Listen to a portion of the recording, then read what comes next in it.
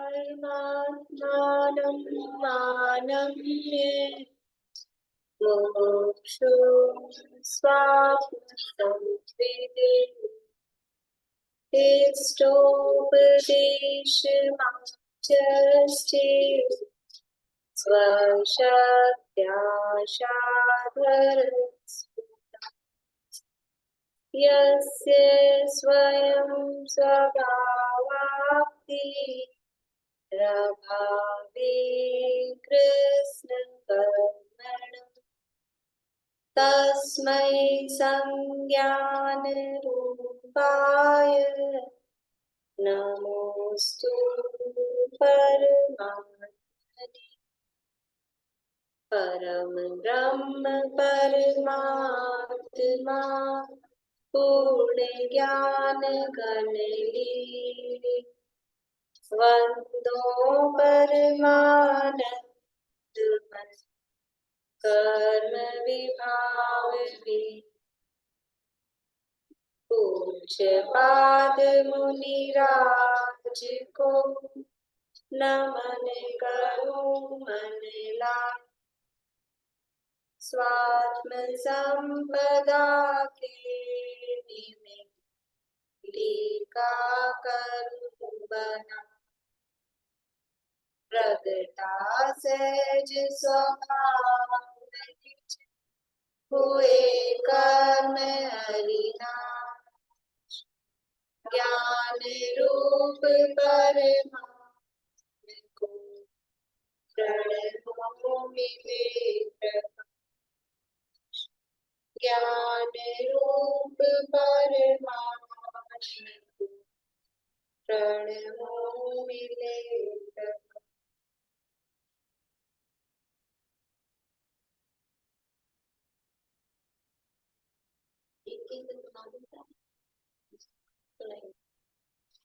श्लोक पाठ कर रहे हैं। इष्टोपदेश नामक के ग्रंथ है आचार्य पूज्यपाद स्वामी द्वारा रचित। इसके अंतर्गत यहाँ ये चर्चा चल रही है कि अपने आत्मा के स्वरूप का ध्यान किस प्रकार किया जाए, क्या विचार किया जाए, किस प्रकार से निर्मम हुआ जाए, ममता से रहित, मोह ममता से रहित, राग द्वेष मोह से रहित, किन विचारों के द्वारा हुआ जा सकता है, तो उसकी चर्चा यहाँ चल रही है। और यहाँ अपने आत्मा का स्वरूप बताया और अपने को किस प्रकार का विचार करना। तो आत्मा तो जैसे इसलिए कहते हैं ना, आत्मा तो शुद्धाशुद्ध पर्यायों का पिंड है। द्रव्य जो है वो शुद्धाशुद्ध पर्यायों का पिंड है, लेकिन अब उसमें से हमको अपने हित के लिए चिंतन उसमें से किस चीज को मुख्य करके उसका विचार करना। जैसे दुनिया में हर व्यक्ति में कमियां भी होती है और उसके गुण भी होते हैं, हर व्यक्ति में ही होते हैं। लेकिन अब जो व्यक्ति सफल कौन होता है कि जिसको अपनी शक्तियों का भी पता हो और अपनी कमियों का भी पता हो, लेकिन जो अपनी कमियों पर ही सारा ध्यान देता हो, कमियों पर ध्यान देता हो मतलब बस मेरे में तो जैसे आप बोल रहे थे नहीं भूलेगा, तो फिर क्या होगा, फिर वो आदमी सफल नहीं हो पाएगा। तो जिसको अपनी कमियों का ज्ञान तो हो, लेकिन ध्यान किसका करता हो, ध्यान देता हो अपनी शक्ति पर, अपनी ताकत का भी उसको विश्वास हो और उस पर एक कंसंट्रेट हो, ध्यान मतलब उस पर एकाग्र हो, तो व्यक्ति दुनिया में सफल हो सकता है। तो हमें भी ज्ञान तो दोनों का होना चाहिए, अपनी कमियों का भी, अपनी अशुद्धि का भी, अपने द्रव्य स्वभाव की शुद्धता का भी। तो अपनी अशुद्धि का ज्ञान है, लेकिन अगर हम ध्यान अशुद्धि का ही करेंगे तो क्या होगा, अशुद्धि के ध्यान से अशुद्धता ही होगी, शुद्धता प्रकट नहीं होगी। इसलिए अशुद्धि का ज्ञान ही नहीं होगा तो निश्चयाभास हो जाएगा, अपने को शुद्धि मान के बैठा है तो जरूरत ही क्या है, जब ही शुद्ध। तो अशुद्धि का ज्ञान भी हो, शुद्धि का ज्ञान भी हो, लेकिन फिर उसका ध्यान किसका करे कि शुद्ध स्वरूप का ध्यान करे। तो जब शुद्ध स्वरूप का ध्यान करेगा तो अशुद्धि अपने आप ही नष्ट हो जाएगी। तो यहाँ अपने आप को क्या विचार करने के लिए कहा है, एक हो हम निर्ममा शुद्ध हो। तो मैं एक हूँ कि अनेक हूँ, दूसरी नजर से देखेंगे तो अनेकता भी दिखेगी, लेकिन अभी ध्यान में अनेकता देखने नहीं बैठना है। यह अपने आप को एक, शुद्ध, ज्ञानी, निर्मम, ये अपने आप का विचार करना है। मैं बालक, वृद्ध, जवान हूं कि नहीं हूं, कि वो दूसरी नजर से देखेंगे तो दिखता है, लेकिन अभी वो वाली नजर को बंद रखना है, अभी उस नजर से नहीं देखना है। ना हम बालो न वृद्धो हम, ना युवे तानी, ये विचार करना है। मरता है कि नहीं मरता है, मरण होगा कि नहीं होगा। कभी तो ये कहते हैं जिसका जन्म हुआ है उसका मरण निश्चित है, ये विचार करो। कभी तो ये कहते हैं संयोग का वियोग निश्चित है। तो मरण होगा कि नहीं होगा, करें क्या। कि वो मरण को देखने वाली आंख दूसरी है। अभी उस आंख को यहाँ, वो चश्मे को हटा के रखो। अब क्या है कि आजकल तो एक ही में हो गए ना, दूर पास के। और देखो पहले तो दो चश्मे अलग अलग होते थे, ये उतारो ये लगाओ, ये उतारो ये लगाओ। अभी एक ही में हो गया। एक में भी पहले तो वो एक डी सा बनता था, दिखता था, कुछ लाइन होती थी। अब तो वो भी सब गायब हो गई, सब एक में, पता ही नहीं चलता है कि क्या चल रहा है। नीचे देखो तो पास का, और सामने देखो तो दूर का, सब एक साथ। तो यहाँ अब ऑटोमेटिक बदलता है ना, देखो प्रारंभिक भूमिका में समझ लो। अब तो सीधे से ही वो वाला बनाते हैं, लेकिन जब लगातार चश्मे चालू हुए तो अलग अलग थे। तो प्रारंभिक भूमिका में अभी इस नजर से देखो, द्रव्य दृष्टि से देखो, फिर पर्याय दृष्टि से देखो, फिर द्रव्य दृष्टि से देखो तो ऐसा दिखेगा, पर्याय दृष्टि से देखो तो ऐसा दिखेगा। और फिर क्या होता है, जब अभ्यास हो जाता है तो ये वाला चश्मा मिल जाता है, ऑटोमेटिक वाला, कि अब अपने आप ही बदलती है दृष्टियां। फिर ये नए नहीं लगाने पड़ते कि मैं एक हूं तो इस नए से मैं एक हूं। जब अभ्यास का काल होता है तो मैं निश्चय से एक हूँ, व्यवहार से अनेक हूँ, निश्चय से अभेद हूँ, व्यवहार से भेद रूप। तब वो नए लगा लगा के देखने पड़ते हैं, उपचरित है कि अनुपचरित है कि सद्भुत है कि असद्भुत है, कौन सा है, तब लगाने पड़ते हैं। और अब जब अभ्यास हो जाता है तो अपने आप ही फिर नए शब्द नहीं आते। एको हम, एको हम, एको हम निर्मम शुद्धो, को वाली भी याद आती समय सार की, इसलिए कंफ्यूज। निर्मम शुद्धो, तब इसमें न लगाया, फिर वो न नहीं लगाते, लेकिन वो अपने आप ही चश्मे में सेटिंग है नयों की, कि किस नए से ये बात चल रही है। तो यहाँ पर भी अभी ध्यान की किस किस प्रकार से ध्यान चिंतन किया जाए। तो ध्यान चिंतन करने के लिए वो जरा दूर का चश्मा हटाना, भी पास का चश्मा रखना है। ध्यान कहते हैं ना, एकाग्रता चाहिए। तो ये पास वाला द्रव्य दृष्टि का चश्मा यहाँ पर लगाया जा रहा है। ये सारा चिंतन यहाँ किया। तो जब ये कहा कि मेरा मरण नहीं है, मेरे को रोग नहीं है, मैं बालक जवान बुढ़ा नहीं हूँ, ये सब वो जो विचार कर रहा है, तो उसको खुद को ही शंका होती है कि जब मुझे मरण का भय नहीं है और ये मैंने ये वस्तुएं प्राप्त कर करके छोड़ी, तो फिर क्या कभी मुझे ऐसा पश्चाताप हो जाएगा कि मैंने क्यों छोड़ दिया इनको। हमको तो बहुत होता है, दिवाली की सफाई करके चीजें निकाल देते हैं और फिर बाद में पछताते हैं, ये क्यों हटा दी, ये क्यों दे दी। अब फिर थोड़े दिन बाद ही काम आती है, याद आती है उसकी। तो जैसे ऐसे पछताते हैं ना कि ये वस्तु क्यों हमने हटा दी, क्यों निकाल दी, क्यों किसी को दे दी। ऐसे ये शरीर से हमने मोह छोड़ दिया, इनको अपना नहीं मान रहे, तो फिर कभी ऐसा पछताना होगा क्या कि भोगों को हमने छोड़ दिया। तो क्या कभी मुझे वापस से ऐसे पछतावा हो जाएगा कि मैंने क्यों छोड़ दिया, रखे रखता तो अच्छा था। अपने को होता है कि नहीं होता दुनिया में, हर चीज में होता है ऐसे ही। उसके जवाब में वो स्वयं ही फिर विचार करके कहता है कि ऐसा नहीं हो सकता। श्लोक और पद्यानुवाद का पाठ कर लेते हैं एक साथ फिर से। वो तो पेज नंबर 77 है। भुक्तोच्छिता मुहुर्मोहान् मया सर्वेऽपि पुद्गला उच्छिष्टेष्विव तेष्वद्य मम वेद्यस्य काय स्पृहा पुनः पुनः भोगे सभी उद्गल मोहादि क्या चाहूं उच्छिष्ट को मैं ज्ञानी अक्षय। मोह से समस्त पुद्गल बारंबार मैंने भोगे और छोड़ दिए। उच्छिष्ट यानी वमन जैसे पदार्थों में अब मेरे जैसे भेद ज्ञानी को क्या स्पृहा चाहना हो, अर्थात मुझे अब इन भोगों की इच्छा नहीं है। अब ये जो हमने कोई सफाई में डब्बे वब्बे निकाल दिए, दे दिए भाई को किसी को, तो अब फिर सोचेंगे अरे वो डब्बा रख ही लेते, अब याद आ रही काम आ जाता, कुछ कचरा डालने के काम आ जाता, ऐसे याद आती है डब्बों की। तो ऐसे लगता है क्या विचार करना कि अरे ऐसे डब्बे तो हमने कितनी बार तो खूब छोड़े, हाँ खूब पड़े, ढेर लगा है, इसमें क्या है। तो ऐसे ही ये जो विषय भोग की सामग्री है, शरीर के पुद्गल है, ये शरीर में भी प्रति समय परावर्तन की बात चली थी ना, तो ये निरंतर हर हर समय समय प्रबद्ध जो ग्रहण कर रहे हैं नौकर वर्गणाओं का, वो भी कितनी बार ग्रहण कर करके छोड़ा है। अनंत पुद्गल परावर्तन किए, अनंत नौकर पुद्गल परावर्तन, तो ये सब ग्रहण कर करके ये शरीर के योग्य पुद्गलों को ग्रहण करके छोड़ा है। और ये पुद्गल ये आज जो मोबाइल के रूप में है, पहले जाने किस रूप में हमारे हाथ में आया होगा, और अब भविष्य में जाने किस रूप में हमारे हाथ में आएगा। ये सब बदल बदल के छोड़ते रहते हैं। तो मैंने मोह के कारण समस्त पुद्गल बारंबार भोगे और छोड़ दिए।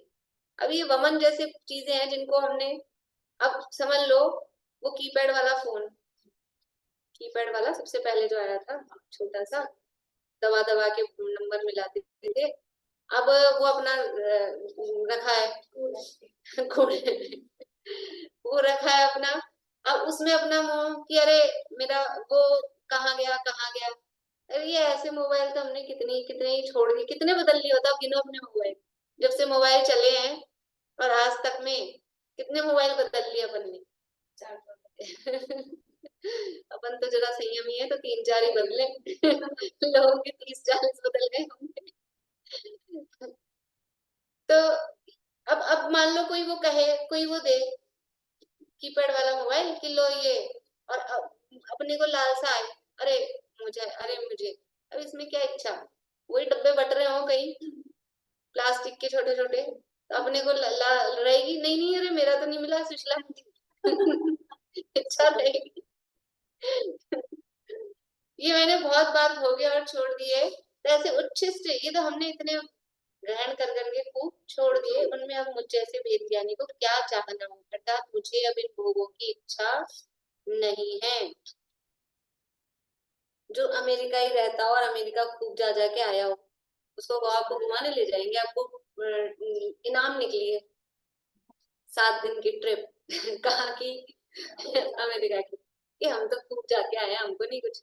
अपने वो कहे कोई यहाँ वो ट्रिप निकली है कहाँ की, जयपुर की छोड़ो मैं स्मारक की हम तो यही रहते हैं, क्या करना है इस ट्रिप का, ऐसा। तो ऐसा हमने भोग भोग कर जो छोड़े हैं उसकी हमको क्या इच्छा।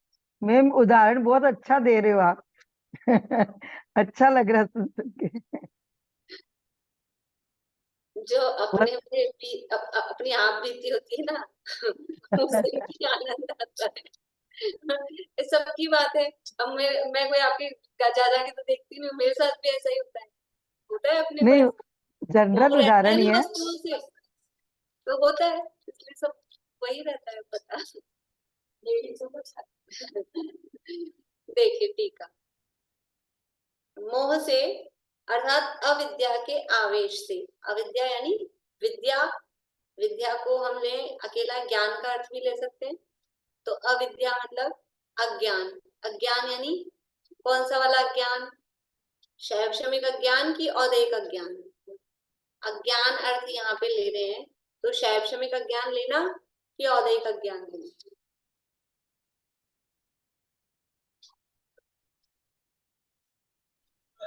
छायोपशमी का ज्ञान। ये उंगली से जवाब देना ममता वाली, शैक्षणिक अज्ञान के ठीक लिए है। और औदैहिक अज्ञान के लिए 2 उंगली। बढ़िया, सबका जवाब सही है। शैक्षणिक अज्ञान है, अज्ञान है ना मिथ्यात्व के साथ वाला, मोह से कहा है ना, मोह से यानी अविद्या। तो कौन सी अविद्या है, ये ज्ञानावरण के उदय वाला अज्ञान नहीं, ये तो मिथ्यात्व के साथ वाला अज्ञान, मिथ्या दर्शन ज्ञान चरित्र समझ लो। तो मोह से अर्थात अज्ञान के आवेशवश, अविद्या के आवेशवश अनादि काल से मुझ संसारी जीव ने सर्व पुद्गलों को कर्मादि भाव से ग्रहण करके बारंबार पहले भोगा और फिर उनको नीरस करके छोड़ दिया। सर्व पुद्गलों को कर्मादि भाव से, कर्म रूप में भी, कर्म के रूप में भी उन पुद्गलों को ग्रहण किया और नो कर्म के रूप में भी पुद्गलों को ग्रहण किया। जो नो कर्म रूप थे उनको नो कर्म के रूप से ग्रहण किया, जो कर्म के रूप में थे, कार्मण वर्गणाएं थी, उनको कर्म के रूप में ग्रहण किया और फिर ग्रहण कर करके क्या किया, भोग भोग के, उनका फल भोग भोग के छोड़ दिया। कर्मों का फल भुगत भुगत के वो निर्जरित हो गए और नो कर्म वर्गणाएं भी वो जितना समय तक उनका स्थिति होती है उतने समय तक शरीर में रह के वो भी छोड़ दिए। इसके अलावा ये भी है, ये भी तो सब भोग भोग के छोड़ गई है ना। कौन सी चीज अपन ने जन्म से लेके अभी तक कौन सी चीज बनी हुई है? कुछ कोई रख रखे होंगे किसी ने अपने जन्म के कपड़े तो रख रखे हैं हमने, इतने से रख लेते हैं, कुछ लोग अपने बच्चों के रख लेते हैं, रख रखे हैं हमने तो। लेकिन भोग तो नहीं सकते ना, भोग के तो छोड़ ही चुके ना। अब वो आपकी इतनी सी ड्रेस आएगी तो नहीं ना, भले रख लो शो के लिए कोई भी चीजें, लेकिन भोग के तो छोड़ चुके ना। और मकान हमारा वही चल रहा है, 70 साल से वही मकान है, हमारे परदादा जी का मकान है, तो भी उसमें सारे पुद्गल बदल जाते हैं। मकान के भी सारे परमाणु निरंतर आते हैं जाते हैं, बदल गए सारे। ये शरीर तो जन्म से अब तक वही है ना, ये तो बदला ही है, वरना तो वही आकार उतना सही आकार होता।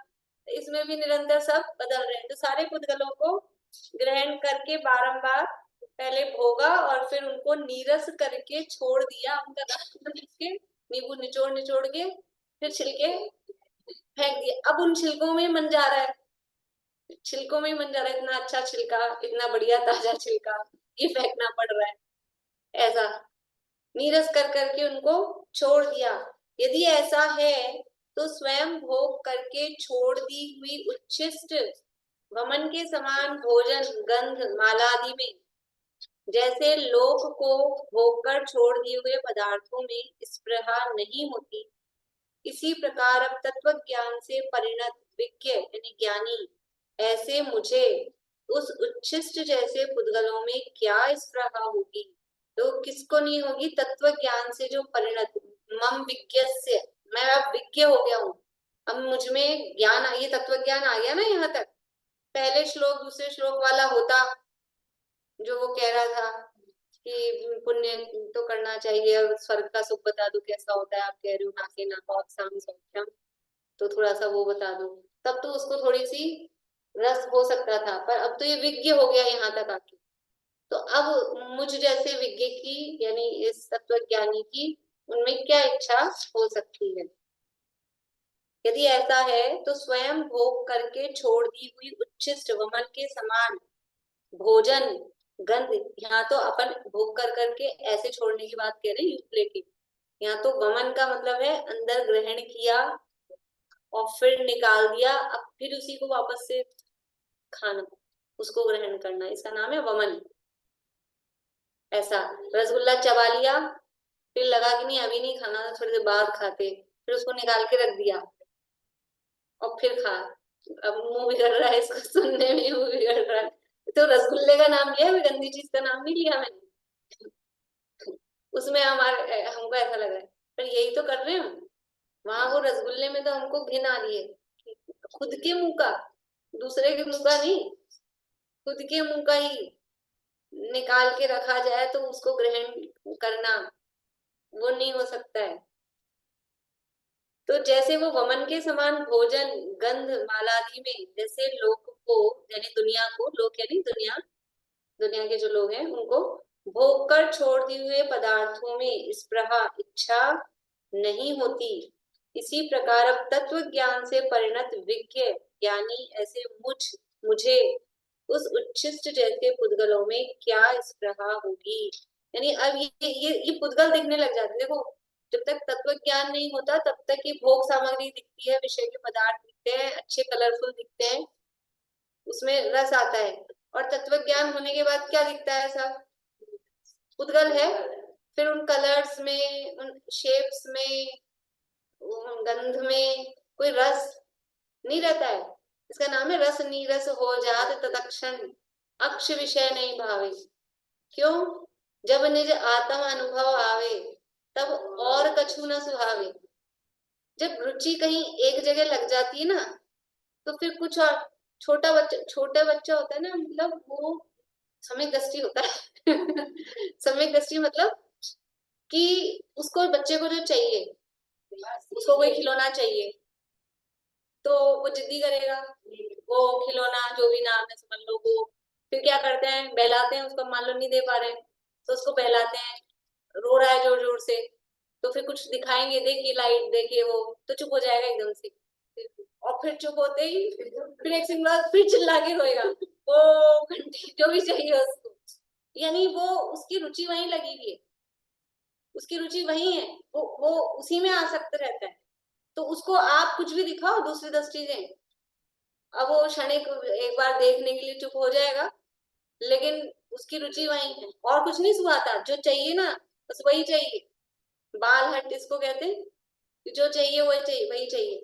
ऐसे ही अब हमको क्या चाहिए, तत्वज्ञानी को क्या चाहिए, क्यों आत्मा चाहिए, आत्मा की रुचि है। अब आप ये भोग दिखाओ, ये देखो नेत्र के विषय, ये देखो कर्ण इंद्रिय के विषय, ये देखो स्पर्श इंद्रिय के विषय, ये हमको इनकी इच्छा नहीं, हमको तो वही चाहिए। जैसे बच्चे को मम्मी माँ, तो उसको मम्मी खिलौना नहीं भी चाहिए ना, जो मम्मी की याद आ जाए। अब तू छोड़ जाए छोटे बच्चे को कहीं दादी नानी के पास में, तो उसको बार बार में मम्मी, फिर थोड़ी देर बाद मम्मी, और कितने आप अच्छे से अच्छी चीजें दिलाओ। ऐसे ही तत्वज्ञानी को कितने अच्छे से अच्छे चक्रवर्ती के, इंद्र के ये वैभव, ये भोग उसके सामने हो, लेकिन उसको क्या याद आती है, मम्मी, आत्मा, आत्मा याद आती है। इसलिए उनको, उसको उनकी इच्छा भी नहीं है और उसमें रस भी नहीं है, वो रमता भी नहीं है। इसीलिए भरत जी घर में ही वैरागी कैसे रह पाते हैं, क्योंकि उनकी रस ही नहीं है, उसमें रुचि ही नहीं है। अब देते जाओ, अब आप 10 चीजें रख दो उस बच्चे के सामने, रख दो, ऐसे ऐसे पड़ी रहती है बिल्कुल त्यक्त की जैसे, देखता तक नहीं। जब अगर उसको मम्मी की याद आ गई और मम्मी चाहिए, अच्छे से अच्छे दुनिया का वैभव ला के रख दो उसके सामने, फिर नहीं होगा कुछ भी नहीं। ऐसे मुझे उस उच्छिष्ट जैसे पुद्गलों में क्या स्पृहा होगी, कदापि नहीं होगी। वत्स, तू मोक्षार्थी है तो तुझे निर्ममत्व की भावना विशेष करनी चाहिए। यदि तू मोक्षार्थी, मोक्ष की इच्छा है, तो इसी भावना को विशेष रूप से करना चाहिए कि ये किस तरह से ममता से छूटा जाए, निर्ममत्व किस प्रकार से हो पाए। इसलिए इसी इसी भावना को बारंबार नचाओ, भेद ज्ञान की भावना को बारंबार नचाओ, ऐसा शब्द दिया अमृत चंद्राचार्य ने, कि निरंतर इसी बस निरंतर यही, बहुत सारे कलश दिए। अरे भव्य जन भव्य भावना भेद ज्ञान की, सच्चे मन से बिन विराम के तब तक भाना, जब तक पर से हो विरक्त यह ज्ञान ज्ञान में, ईथिर न हो जाए अधिक क्या कहे जिनेश्वर।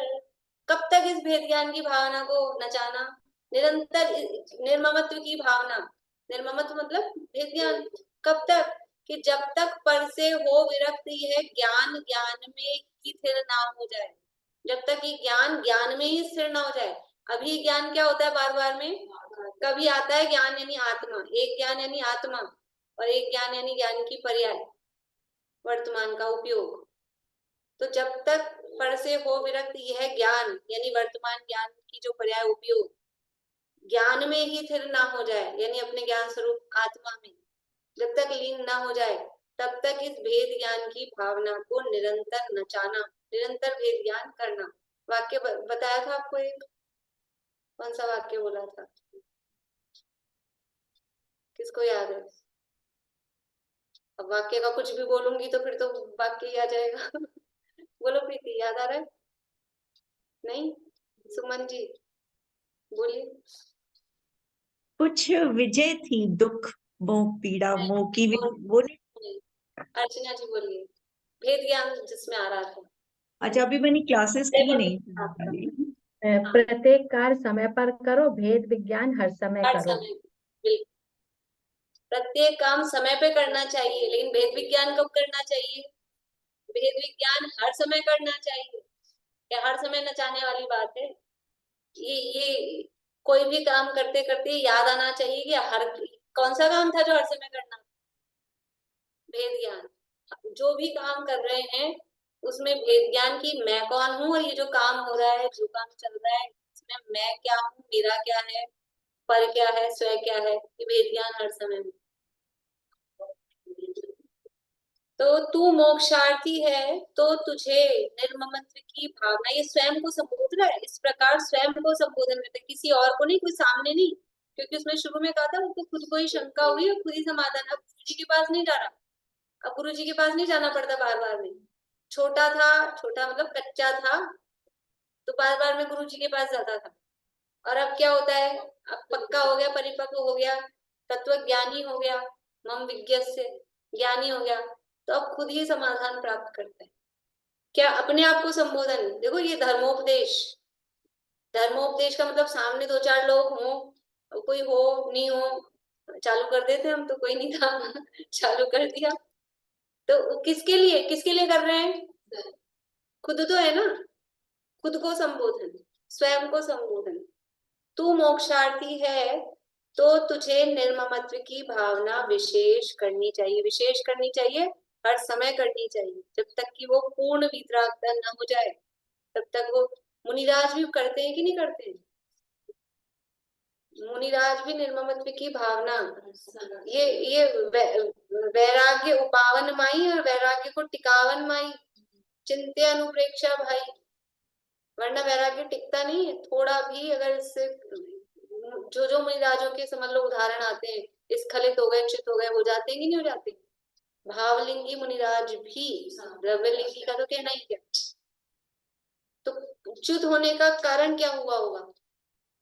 ये निर्ममत्व की भावना से स्खलित हुए तो च्युत हो गए। जो निर्ममत्व की भावना मेंटेन रहे और च्युत हो जाए, हो ही नहीं सकता, हो ही नहीं सकता है, फिसल ही नहीं सकता है। जो थोड़ा भी इससे खिसकता है, तो जब मुनिराज जैसे फिसल सकते हैं, तो हमको तो कितनी ज्यादा भाना चाहिए, कितनी ज्यादा चलाना चाहिए। हम तो बैठे ही कीचड़ के अंदर है वहीं, हमारे तो मोह ममता के अंदर ही तो बैठे, तो हम तो तुरंत ही फिसल जाते हैं। जरा सा भी ये संगति छूटी तो वो सब ऐसा हो जाता है।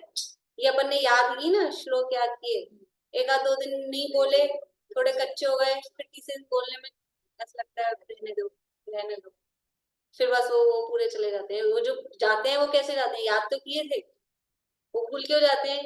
एक आध दिन भी वो बस उसमें आलस किया, च्युत हुए, इससे चल गए सारे, सब चले जाते। निरंतर ये निर्ममत्व की भावना करनी चाहिए, इस प्रकार स्वयं को संबोधन करता है। देखिए भावार्थ, ज्ञानी विचारता है कि जैसे कोई भोजनादि पदार्थों को स्वयं भोग कर छोड़ देता है और छोड़ दिए हुए उच्छिष्ट पदार्थों को फिर से भोगना नहीं चाहता। अरे छोड़ दिए, आज घिया की सब्जी बन गई तो आज सुबह बनी, तो कल शाम को भी नहीं बननी चाहिए, कल भी शाम तक, दो टाइम का भी गैप नहीं, 3-4 दिन तक नहीं बननी चाहिए। मतलब ये तो छोड़ी भी उच्छिष्ट नहीं है, उन्हीं को दोबारा नहीं चाहता है। अभी तो 2-3 साड़ियां इसी कलर की ले ली, येलो येलो येलो, अब और साड़ी लेनी है तो फिर अब येलो नहीं, उन्हीं को वापस से नहीं चाहता है। वही चीज ले ली तो वही नहीं चाहिए। और यहाँ पर क्या करना चाह रहा है कि बार बार में यानी ये ऐसा चाह रहा है कि अब मुझे उन भोगों की क्या इच्छा हो, मतलब इच्छा नहीं। यानी विचारता है कि जैसे कोई भोजनादि पदार्थों को स्वयं भोग कर छोड़ देता है और छोड़ दिए हुए उच्छिष्ट पदार्थों को फिर से भोगना नहीं चाहता, इसी तरह अविद्या के संस्कार वश अनादिकाल के अनेक बार भोग कर छोड़ दिए हुए पदार्थों को अब ज्ञानी होने से मैं भोगना नहीं चाहता। क्यों नहीं भोगना चाहता, उसका कारण दे रहे हैं, ज्ञानी होने से, और अनेक बार उनको भोग कर छोड़ दिया है, इसलिए मैं भोगना नहीं चाहता।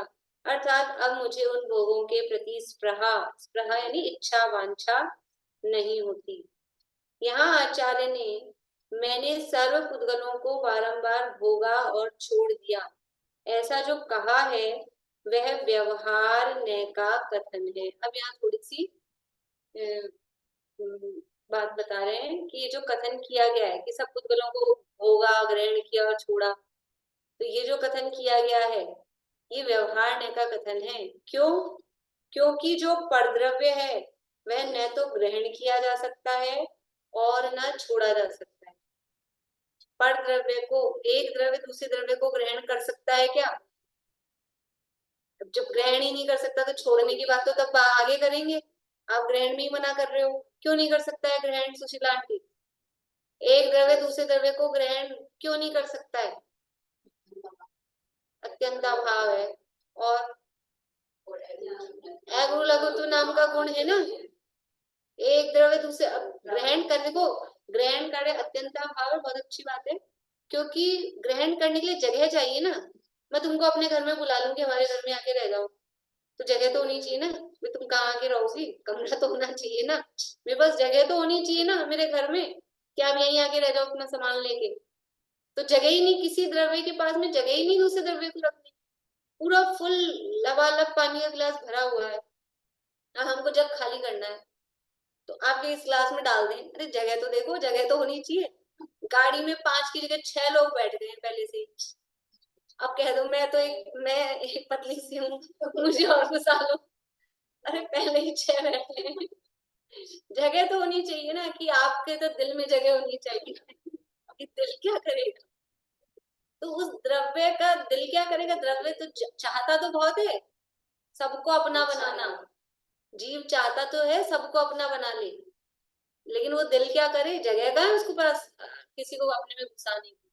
ग्रहण कर ही नहीं सकता निश्चय से, कोई द्रव्य किसी द्रव्य को ग्रहण करे तो वो उस रूप हो जाए तो ग्रहण करे, या तो ये उस रूप हो जाए या वो इस रूप हो जाए, लेकिन ऐसा दुनिया में कभी होता नहीं है। तो निश्चय से तो कोई द्रव्य जो परद्रव्य है वह न तो ग्रहण किया जा सकता है और न छोड़ा जा सकता है। ऐसा ही कोई उस आत्मा का प्रायोगिक यानी पर निमित्त से हुआ तथा वैश्विक यानी स्वाभाविक गुण है।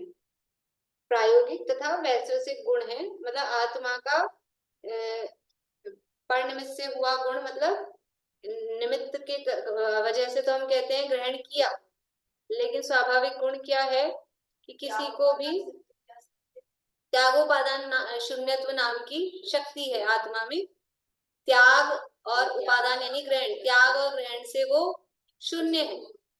किसी को परद्रव्य को ना ग्रहण करता है ना छोड़ता है, ग्रहण ही नहीं करता तो छोड़ने का फिर सवाल ही नहीं है। ऐसा ही कोई उसका यानी आत्मा का प्रायोगिक यानी पर निमित्त से हुआ तथा वैश्विक यानी स्वाभाविक गुण है कि पर निमित्त से हुआ, निमित्त की अपेक्षा से देखा जाए तो परद्रव्य को ग्रहण किया हुआ ऐसा कहा जाता है। तो ये निमित्त की अपेक्षा से तो ये ग्रहण करने वाला गुण है, लेकिन स्वभाव की दृष्टि से देखा जाए, वास्तविकता में देखा जाए तो किसी परद्रव्य को ग्रहण करने का गुण उसमें नहीं है। इस तरह का ऐसा गुण है। एक मिनट,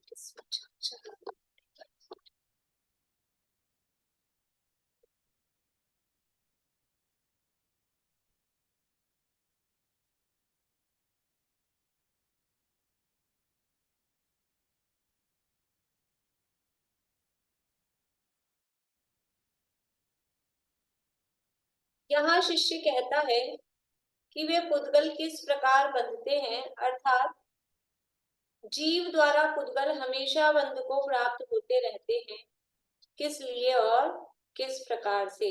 अब वो पुद्गल तो बनते रहते हैं, हर समय बनते रहते हैं। कौन से पुद्गल बनते हैं हर समय? ये टेबल कुर्सी अपने बन जाते होंगे आके।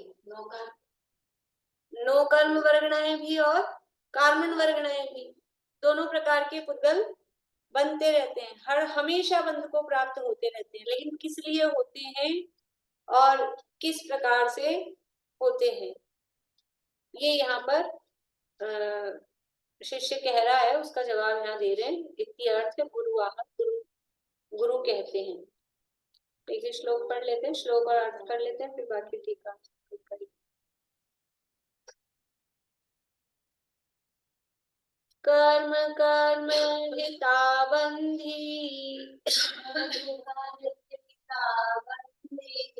जीवो जीवहितस्पृह,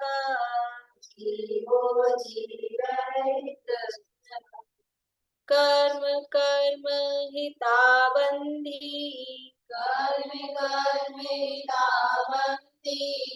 जीवो जीवहितस्पृह,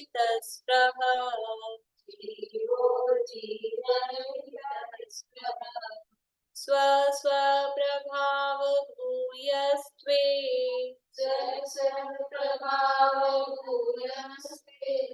स्वार्थं को वा न वाञ्छति, स्वार्थं को न वाञ्छति।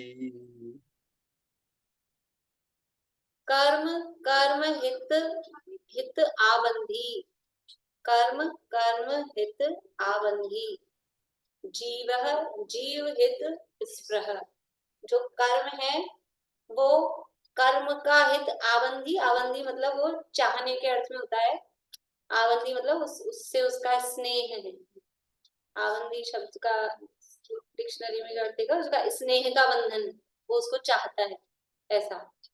तो कर्म क्या चाहता है, देखो सब क्या चाहते हैं, सब क्या चाहते हैं, कहीं शादी होती है ना अपने घरों में शादियां, तो वो विंदायक होता है।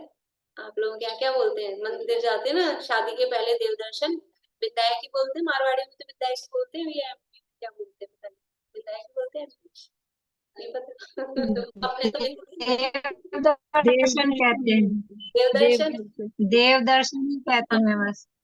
तो उसमें क्या होता है कि वो भी मैं यहीं का बता देती हूँ, वो हाथ में सबको बांधने के लिए वो देते हैं डोरा कलावा, तो अच्छे अच्छे अच्छे सुंदर सुंदर से लाते हैं आजकल, तो बांधने को देते हैं।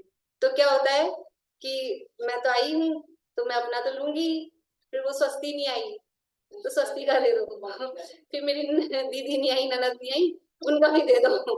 फिर क्या करते हैं सब अपने अपने के, हर आदमी के हाथ में दो दो चार चार, एक तो खुद बांधेगा, दो चार हाथ में ले जाएगा। क्यों?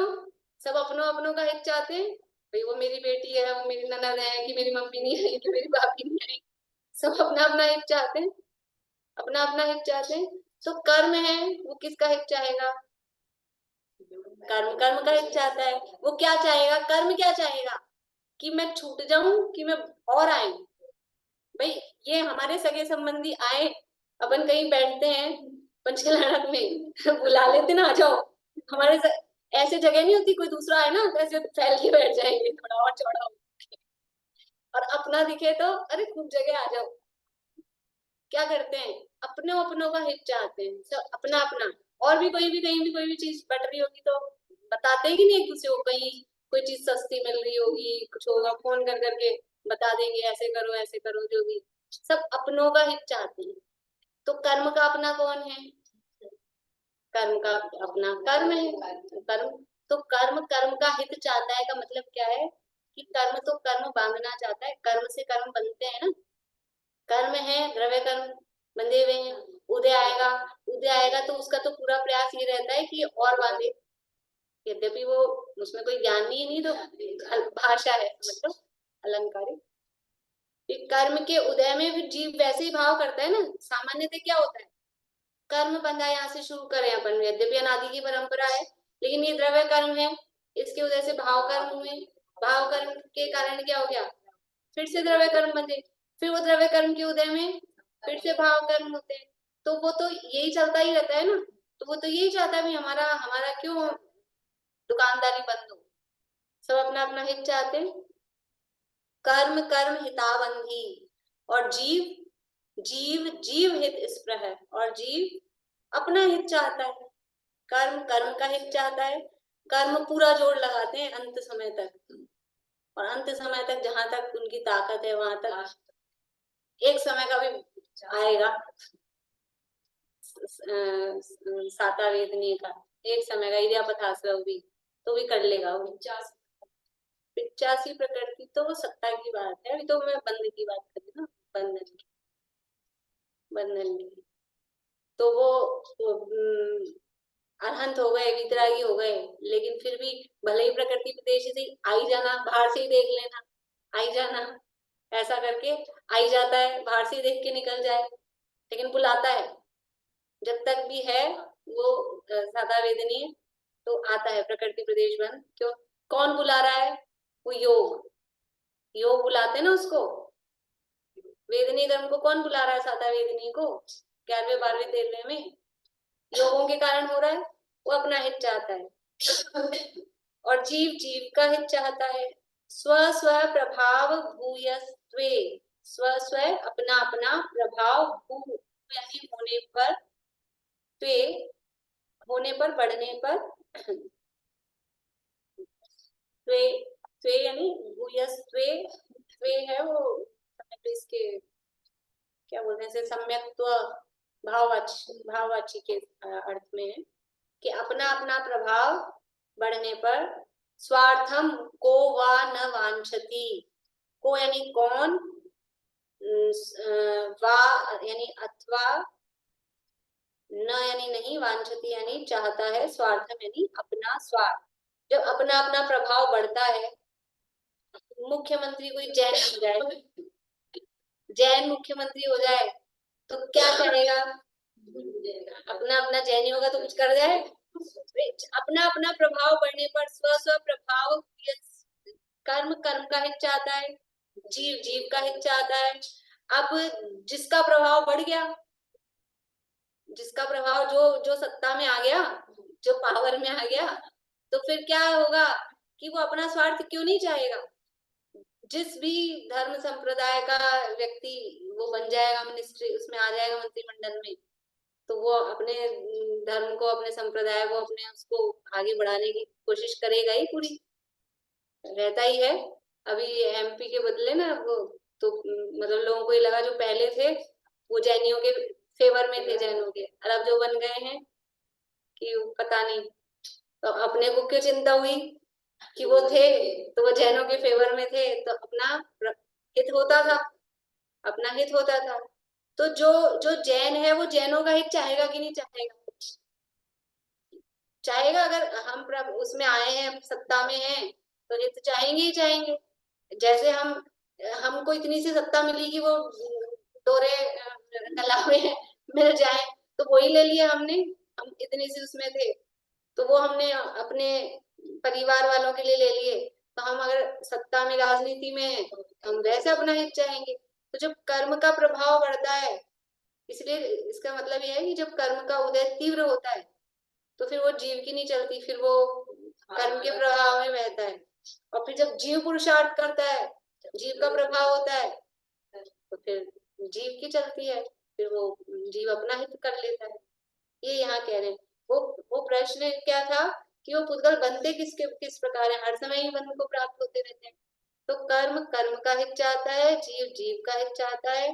तो जिसका अपना अपना प्रभाव बढ़ता है, तो सब अपना अपना स्वार्थ चाहते हैं। तो जब कर्म बलवान होता है तो प्रति समय कर्म फिर बंधते रहते हैं। मतलब यहाँ पे ये कहना चाहूंगा। देखिए एक बार श्लोक और पद्य, ये अन्वयार्थ पढ़ के, श्लोक और पद्यानुवाद पढ़ के पूरा। कर्म कर्म का हित चाहता है, जीव जीव का हित चाहता है। अपना अपना प्रभाव बढ़ने पर कौन अपना स्वार्थ नहीं चाहेगा? जिसका प्रभाव होगा, कहीं कहीं जीवन में अपने हाथ में मिठाई का आ जाए ना, सर्विंग करने का, पंगत वाला जीवन हो, तो मिठाई अपने को परोसने को मिल जाए। और ऐसे तो समझ लो, ऐसे सामूहिक कार्यक्रमों में, धार्मिक कार्यक्रमों में रहता है थोड़ा, बाकी तो कुछ नहीं। तो ऐसा ऑर्डर आया हो कि एक एक ही देना सबको, पहले एक एक ही लड्डू देना, लेकिन अपना बैठा हो तो सुविधा आंटी परोस रही और प्रीति बैठी हो तो एक और ले ले। अपना अपना है, अपना प्रभाव आ गया ना, अपने हाथ में वो आ गया, तो वो अपना हित चाहता है। श्लोक का पद्यानुवाद पढ़ लेते हैं। कर्म कर्म हितावन्धी, जीवो जीव हितस्पृह, स्व स्व प्रभाव भूयस्वे स्वार्थं को वा न वाञ्छति जीव जीव का हित करे कर्म कर्म की वृत्ति निज बल सरता सब चहे को न चहे निज रे। इस प्रकार हम जीव हैं तो हम अपने हित की चाहना करें, वांछा करें और अपने निर्ममत्व की भावना विशेष रूप से करें। इसी भावना से आपने बोला था ना विज्ञान का ये अविद्या का है ना, अविद्या का अर्थ किया विद्या यानी ज्ञान, अविद्या यानी अज्ञान। तो प्रश्न ये था कि अज्ञान दो प्रकार के हैं, एक शैक्षणिक अज्ञान है, एक औदिक अज्ञान है। तो यहाँ कौन सा अज्ञान लेना है? तो औदिक अज्ञान तो चलता है 12वें गुण स्थान तक। यहाँ अज्ञान का मतलब क्या है? मोह के वश लिखा था ना, मोह के वश से। तो मोह के साथ वाला अज्ञान कौन सा वाला होगा? शैक्षणिक अज्ञान, कुमति कु वाला वर्ड। बोलिए विनीता आंटी। दीदी मैं कहना चाह रही, पहली गाथा से इसका संबंध अंदर ढंग से नहीं उतर रहा। क्यों नहीं उतर रहा पता नहीं, बुद्धि काम नहीं कर रही। क्योंकि उसमें से पहले ये कहा कि भोगे हुए भोग को छोड़ दिए जाने पर मैं इच्छा क्यों करूंगा। भाई ऐसा कोई भी है, सभी संसारी प्राणी एक बार उल्टी कर दी उसको क्यों भोगेगा।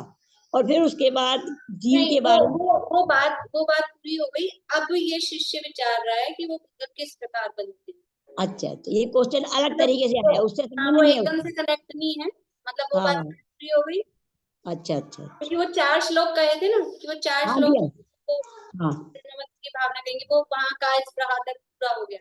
अब ये ठीक है फिर नया विषय मतलब कुछ नया। ठीक है। मैं जरा लूज हो रही थी, कई दिन से ढंग से नहीं बैठ रही थी।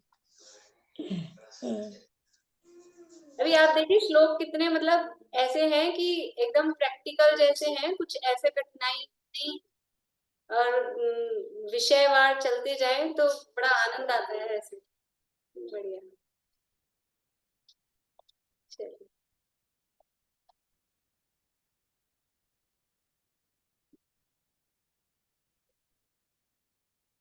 किसी से कुछ नहीं लेना, किसी को कुछ नहीं देना, वो निश्चित परमात्मा जीवन हमारा है। ज्ञानमय लोक है मेरा, ज्ञान ही रूप है मेरा, परम निर्दोष समता ज्ञान जीवन हमारा है। अहो चैतन्य सहज जीवन हमारा है। अनादि अनंत पर निरपेक्ष रूप जीवन हमारा।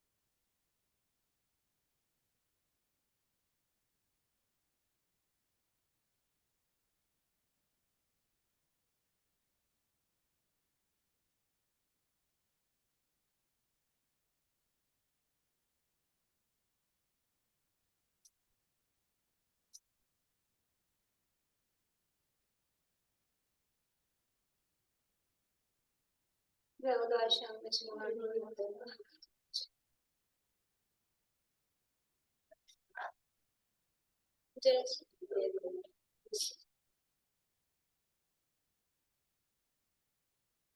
बोलिए शांति।